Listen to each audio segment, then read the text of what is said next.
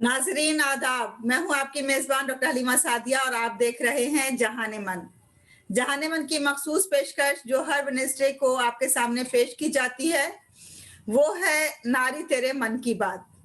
और आज तक हमने इस प्रोग्राम में नारी तेरे मन की बात में यही बात की है कि किस तरह से औरतों को एम्पावर किया जाए, किस तरह से औरतों की फलाह बहबूद के काम किए जाएँ और किस तरह से औरतों के लिए ऐसे कुछ काम किए जाएँ जिससे उनको एम्पावर किया जा सके, उनको आगे बढ़ाया जा सके और उनके दिल में जो बातें हैं वो दुनिया के सामने लाई जा सकें।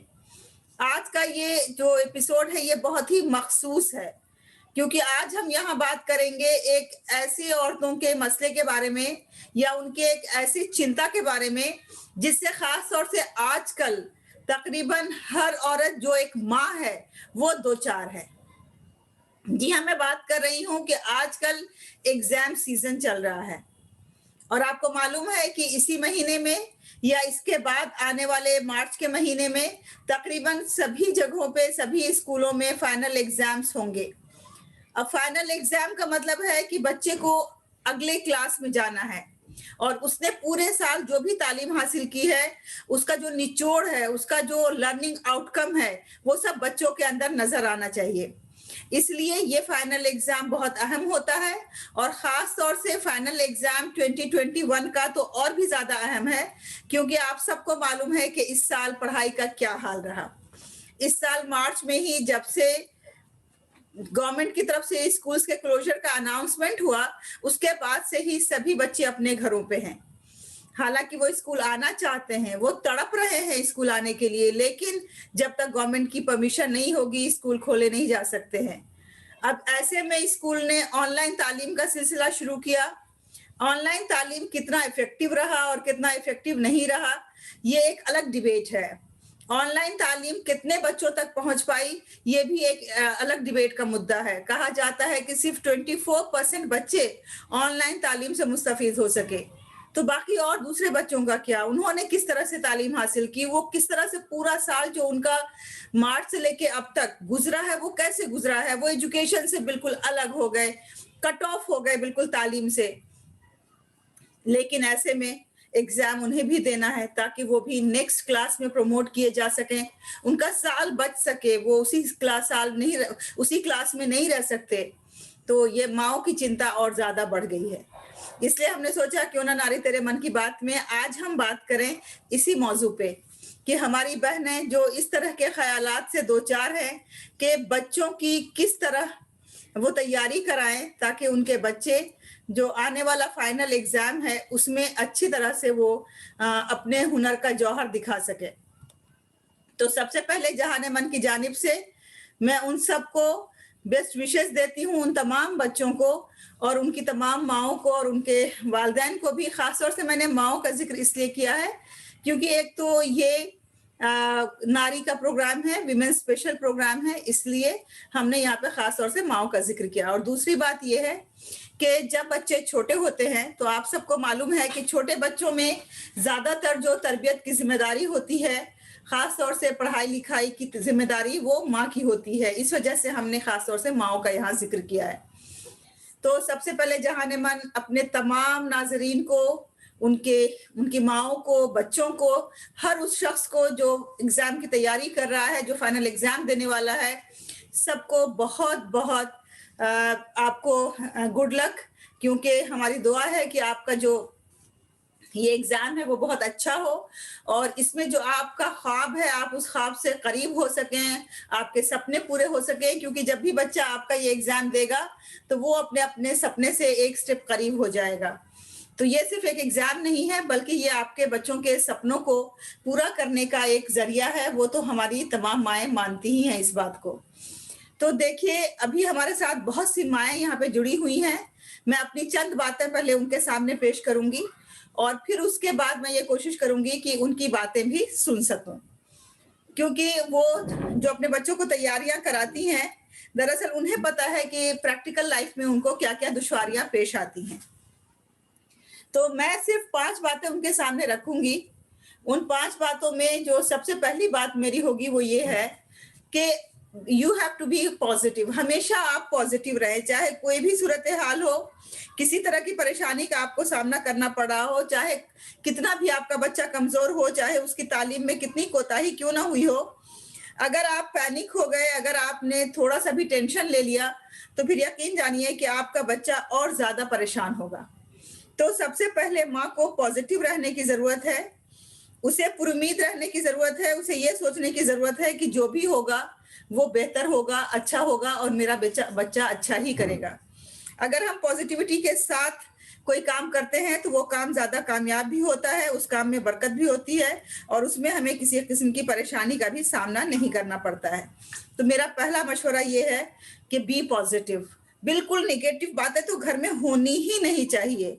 अगर बच्चा भी ये कहे कि मम्मी हमने तो कुछ पढ़ा ही नहीं, मम्मी मैं क्या करूं, मेरी तैयारी नहीं हुई है, तो आप उसे समझाइए, आप उसको बताइए कि नहीं बच्चे, आपने जो भी पढ़ा है उसी में से आपका एग्जाम होगा, इसलिए आपको परेशान होने की जरूरत नहीं है।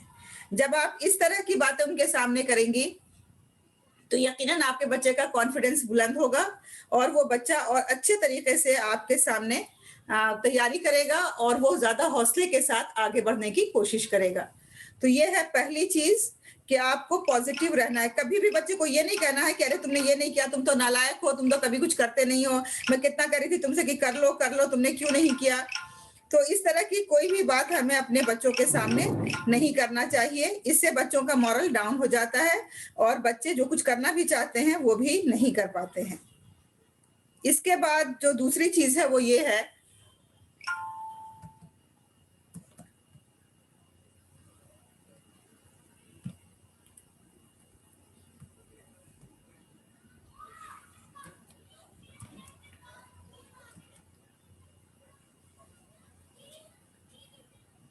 कि जब कभी भी हम बच्चों को लेकर के पढ़ने के लिए बैठे हैं, हमें वो यकीन है कि आप जरूर बच्चों को लेकर पढ़ने के लिए बैठती होंगी और आजकल तो खास तौर से माएं जरूर बैठती होंगी।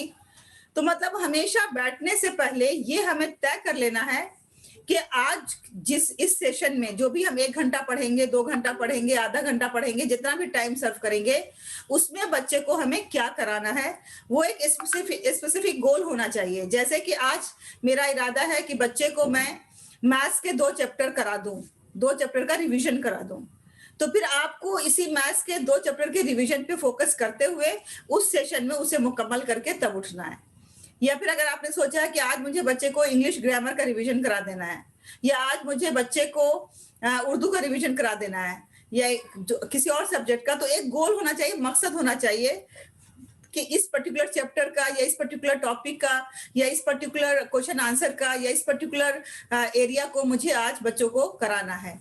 इससे बहुत मदद मिलेगी, क्योंकि अगर हम सिर्फ जनरली बैठ जाएं और बच्चों से कहें कि चलो चलो पढ़ने का टाइम हो गया, चलो पढ़ो, क्यों नहीं पढ़ाई कर रहे हो, तो ये इसमें क्या होता है कि बच्चा भी कंफ्यूजन का शिकार रहता है और हमें भी नहीं पता चल पाता है कि बच्चे ने कितना किया और कितना नहीं किया। इसलिए मेरा मशवरा ये होगा सबसे पहले कि आप एक टाइम टेबल बना लें और उस टाइम टेबल में हर सब्जेक्ट को आप बराबर बराबर इंपॉर्टेंस दें। अगर बच्चा किसी सब्जेक्ट में ज्यादा कमजोर है, आपको अच्छी तरह मालूम है, तो उस सब्जेक्ट के लिए आप ज्यादा वक्त मुकर्रर कर दें और फिर उस टाइम टेबल के हिसाब से ही बच्चों को रिवीजन कराएं। तो ये टाइम टेबलिंग जो है, ये प्लानिंग, ये बहुत अहम है और इससे आप देखेंगे रिजल्ट में बच्चों के बहुत फर्क पड़ेगा, बच्चे का रिजल्ट काफी उम्दा हो जाएगा।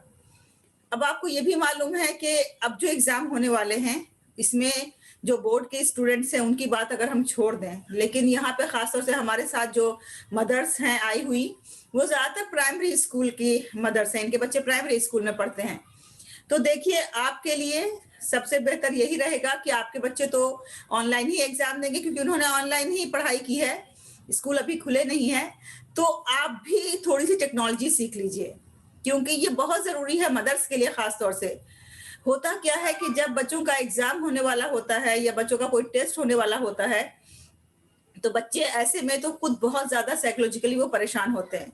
हालांकि मैं आपसे कह रही हूँ कि उनको आप ईज कीजिएगा, आप उन्हें समझाइएगा, उन्हें कहिएगा कि कोई परेशानी की बात नहीं है, जो तुमने पढ़ा है वही आएगा। उसके बावजूद भी आपके बच्चे परेशान होंगे, मुझे मालूम है, एक नेचुरल सी बात है। हम सबने भी एग्जाम लिखे हैं तो हमें मालूम है एग्जाम से पहले कुछ पेट में जो है ना वो बटरफ्लाई जैसे कूदती रहती है, कुछ ऐसा हॉल सा अंदर अंदर होता रहता है, तो वो हो गई। ऐसे में अगर बच्चा कहीं टेक्नोलॉजी में अगर अटक गया, अगर उसे मान लिया कभी कुछ ऑन करना चाह रहा नहीं हो रहा है, उससे वो ऑफ हो गया है, कोई वजह हो गई, कुछ फाइल इधर-उधर चली गई या कुछ भी हुआ अगर ऐसा, तो फिर वो और पैनिक हो जाएगा। और पैनिक होने की वजह से उसे जो कुछ आ भी रहा है, वो भी भूल जाएगा। तो इसलिए आप स्कूल से राब्ता कायम करके कि वो किस प्लेटफ़ॉर्म से एग्ज़ाम लेंगे, उनका क्या तरीक़ा-ए-कार रहेगा, उस वो टेक्नोलॉजी आप भी सीखने की कोशिश कीजिए। कोई बहुत मुश्किल चीज़ नहीं है। आजकल तो देखिए जब हम मोबाइल चला रहे हैं, जब हम घर में डिफरेंट इलेक्ट्रॉनिक गैजेट्स चला रहे हैं, तो फिर हमें एजुकेशनल ऐप्स या एजुकेशनल जो गैजेट्स हैं, उन्हें सीखने में कोई दुश्वारी नहीं होगी। तो मेरा ये मशवरा रहेगा कि हम सब उसे भी सीख लें ताकि हमारे बच्चों को कभी अगर ज़रूरत पड़े, तो हम उनके काम आ सकें। उसके बाद फिर ये है कि एग्ज़ाम के दिनों में और एग्ज़ाम से पहले ख़ास तौर से बच्चों के खाने-पीने का, सोने का, इन सब का ख़्याल रखना बहुत ज़रूरी है। कई बार बच्चे जंक फूड खा लेते हैं, वो कभी बर्गर, पिज़्ज़ा इन सब के बहुत शौकीन होते हैं, जिससे उनके जलन होने लगती है पेट के अंदर और उनको फिर अनईज़ीनेस फ़ील होता है। हमें ऐसी डाइट उनको खिलाना है जैसे कि फ्रेश फ्रूट्स हैं, वेजिटेबल्स हैं, जूसेस हैं, नट्स हैं। इन तमाम चीज़ों से एक बच्चे के अंदर फ्रेशनेस होती है, उसका माइंड भी न ज़्यादा स्ट्रॉन्ग होता है, उसका ब्रेन डेवलप होता है। तो ये भी बच्चों के लिए ज़रूरी है कि हम उनके खाने-पीने का और सोने का ख़ास तौर से ख़्याल रखें क्योंकि उनकी जो 7 से 8 घंटे की नींद है, वो भी एसेंशियल है बच्चों के लिए। अगर उसमें कमी हुई, तो वो फिर चिड़चिड़ा हो जाता है बच्चा और फिर वो नहीं सही से लिख पाता है। ये खुद मैंने भी अपने ज़िंदगी में भी तजुर्बा किया कि कभी-कभी ऐसा होता था कि कोई पेपर इतना मुश्किल होता था कि हम सोचते थे कि चलो पूरी रात जग करके उसकी तैयारी कर लेते हैं। लेकिन जैसे ही पूरी रात जगे वैसे ही फिर क्या हुआ अगले दिन नींद आती रही, अगले दिन बिल्कुल डोज़ीनेस सी फ़ील होने लगी और फिर पेपर अच्छा नहीं हुआ। तो इसलिए जब एग्ज़ाम होने वाला हो बच्चों को, तो हमें बच्चों को और ज़्यादा उनकी नींद को पूरी कराने की ज़रूरत है और ये माँओं की ज़िम्मेदारी है कि ज़रूर इसका ख़्याल रखें। घर में कोई पार्टी, फंक्शन, मेहमानों का आना-जाना, ये सब जितनी भी चीज़ें हैं, उसे आप थोड़े लम्हे के लिए, थोड़े दिनों के लिए अगर आप ड्रॉप कर दें, तो ज़्यादा अच्छा रहेगा। और फिर ये कि बच्चे एक साथ बहुत घंटे नहीं बैठ सकते हैं। उनका जो कंसंट्रेशन लेवल होता है, वो कम होता है। तो आपको उसे ब्रेक कर कर के बच्चों को बिठाना है। जैसे आधे घंटे के लिए बिठा दिया, 1 घंटे के लिए बिठा दिया ज़्यादा से ज़्यादा। उसके बाद फिर उनको कुछ जूस पिला दिया बीच में, कुछ उनको भेज दिया कुछ फिज़िकल एक्टिविटी करने के लिए, फिर दोबारा बिठा कर के फिर दोबारा उनसे कहा पढ़ने के लिए। तो देखिए मैक्सिमम आधे घंटे से 1 घंटे के अंदर ही उनको बिठाना चाहिए, उसके बाद एक ब्रेक दे देना चाहिए। फिर ब्रेक में ये ना समझे कई लोगों को ये गलतफ़हमी हो जाती है कि अरे तुमने आधा घंटा ज़ाया कर दिया, तुमने 15 मिनट ज़ाया कर दिया। देखिए वो आधा घंटा या 15 मिनट ज़ाया करना नहीं होता है, बल्कि उससे बच्चे के अंदर फ्रेशनेस आ जाती है और बच्चा फ्रेश हो जाता है। तो इसलिए वो जो फ्रेश हो जाता है जब दोबारा, तो उसकी कैपेसिटी और बढ़ जाती है, उसका कंसंट्रेशन और बढ़ जाता है। इसलिए आप कोशिश ये करें कि आप बच्चों को थोड़ा-सा बीच में ब्रेक दे करके उसके बाद फिर उन्हें पढ़ाएँ। फिर ये है कि नो योर एग्ज़ाम यानी एग्ज़ाम किस पैटर्न पे होने वाला है, कितना ओरल होगा, कितना रिटन होगा। अगर रिटन होगा तो उसका क्या पैटर्न होगा, क्या अगर वो मल्टीपल चॉइस क्वेश्चंस का हो के ज़रिए किया जाएगा, सब्जेक्टिव क्वेश्चंस होंगे तो कैसे बच्चा लिखेगा, उसका क्या तरीक़ा-ए-कार स्कूल अपनाएगा, ये तमाम चीज़ें आपको मालूम होनी चाहिए। इसलिए एग्ज़ाम के बारे में पूरी मालूमात आपके पास होना ज़रूरी है। इसीलिए आपको एग्ज़ाम का पैटर्न, कितने मार्क्स का पेपर होगा, कितने मार्क्स का ऑब्जेक्टिव, कितने मार्क्स का सब्जेक्टिव, कितने मार्क्स का एप्लीकेशन बेस्ड क्वेश्चन, कितने मार्क्स के हॉट्स होंगे, कितने मार्क्स के सिंपल क्वेश्चंस होंगे, ये तमाम चीज़ें आपको जानना ज़रूरी है ताकि आप बच्चों को उसी तरह से तैयारी करा सकें। अब जो मैं आपके सामने आखिरी बात रखने वाली हूँ वो ये है कि मैंने ये ज़िंदगी में तजुर्बा किया है कि जो चीज़ बच्चों को बहुत जल्दी याद कराती है कोई भी चीज़, वो क्या होता है ना कि हम फ्लैश कार्ड पे कोई चीज़ लिख के और जब हम उसे बच्चा जहाँ पढ़ रहा है या जहाँ सोता है, वहाँ उसे हैंग कर दें। तो ऐसे आप घरों में कुछ फ्लैश कार्ड्स बना करके और उसके बाद घरों में उसे अगर आप लगा दें, उसे पेस्ट कर दें, उसे हैंग कर दें, तो आप देखेंगे कि जब नज़रों के सामने वो चीज़ बार-बार आती है, तो बच्चा उसे बहुत आसानी के साथ बार-बार देखने की बिना पे उसके माइंड में रजिस्टर हो जाता है और वो उसे सीख सीख लेता है। इसके अलावा जो दूसरा तरीकाकार है और बहुत इफ़ेक्टिव जिससे बच्चा जल्दी से याद रखता है चीज़ों को और समझ भी लेता है, वो है क्विज़िंग का तरीका। यानी कि आप क्वेश्चन आंसर्स बना करके बच्चों की क्विज़िंग कीजिए, क्वेश्चन आंसर पूछिए। तो जितना बच्चा पैराग्राफ पढ़ करके या पूरा-पूरा लेसन पढ़ करके नहीं सीखता है, उसके फैक्ट्स को नहीं अक्स करता है, उससे ज़्यादा वो क्विज़ के ज़रिए अक्स कर लेता है। अगर आप उसी चीज़ को सवाल-जवाब के फॉर्म में पूछते रहेंगे उससे बार-बार, तो बच्चा वो चीज़ें बहुत जल्दी ग्रैस्प कर लेता है। तो ये 2 आपको एजुकेशनल एफर्ट्स घर पे करने की ज़रूरत है और ये मैं सिर्फ़ इसलिए कह रही हूँ क्योंकि एग्ज़ाम इस बार ऑनलाइन ही होंगे क्योंकि पढ़ाई ऑनलाइन हुई है और आप सबने पूरे साल अपने बच्चों का साथ दिया है, आधे टीचर का रोल अदा किया है। तो अब मैं चाहूँगी कि ये जो आखिरी मरहला आ गया है एग्ज़ाम का मरहला, इस मरहले में भी आप बच्चों का पूरा साथ दें और बच्चों के आधी टीचर बन कर के आप दिखाएँ, तो ये यकीनन आपके बच्चों के लिए बहुत मुफ़ीद होगा। तो एक बात फिर मैं आप सबको बताती हूँ कि मैंने जो बातें आपके सामने रखी हैं, वो बातें सबसे पहले आपको पॉज़िटिव रहना है क्योंकि जैसे ही हमने नेगेटिविटी से शुरुआत की, चीज़ें और ख़राब हो जाएँगी। दूसरी बात ये है कि हमें एग्ज़ाम का पैटर्न मालूम होना ज़रूरी है कि किस तरह से एग्ज़ाम होगा। फिर ये है कि हमें टेक्नोलॉजी भी सीखना ज़रूरी है, थोड़ी इतनी टेक्नोलॉजी जितनी में कि हम अपने बच्चों को हेल्प कर सकें, उतनी टेक्नोलॉजी की लर्निंग हमारे लिए ज़रूरी है। फिर बच्चों के खाने और सोने का ध्यान रखना बहुत ज़रूरी है कि वो क्या खा रहे हैं, किस टाइम पे सो रहे हैं, किस टाइम पे उठ रहे हैं और 5वीं चीज़ ये है कि उन्हें मेमोराइज़ करने के लिए, उन्हें लर्न करने के लिए हमें कुछ फ्लैश कार्ड्स या फिर कुछ क्विज़िंग ये 2 तरीके अपनाना या इसके अलावा और भी जो इफ़ेक्टिव तरीका आपके बच्चे को मुनासिब लगेगा, वो इफ़ेक्टिव तरीका अपनाना बहुत ज़रूरी है। तो हमें उम्मीद है कि ये जो टिप्स हमने आपके सामने पेश किए हैं, आपके लिए मुफ़ीद होंगे। अब अगर आपके ज़हन में कुछ सवालात हैं, तो आप हमसे अपने सवालात मालूम कर सकते हैं।